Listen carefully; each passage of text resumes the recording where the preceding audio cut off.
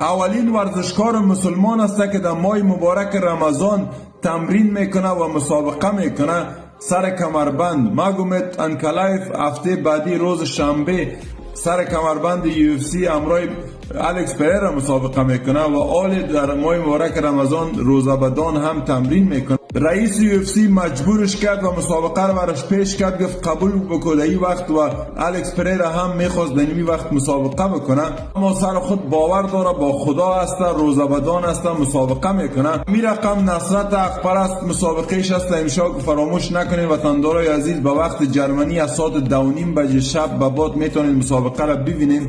در اینستاگرام و در فیسبوک در استوری خود ما نشر میرسونم که در کجا میتونید شما ببینید و پیش از مسابقه اگر فراموش نکردم در اونجا میندازه. چی وقت مسابقه شروع میشه؟ وقت افغانستان در بالا نشسته است، وقت اروپا و وقت دیگه کشورها در اینجا است. میتونید اسکرین شات بگیرین که به وقت جرمنی از ساعت 2:30 شب به بعد مسابقه انکلایف پریرا خیلی جالب است، به خاطر یگانه کسی است در این وزن که میتونه پریرا را شکست بده. از طریق پالوانی خیلی بالا است.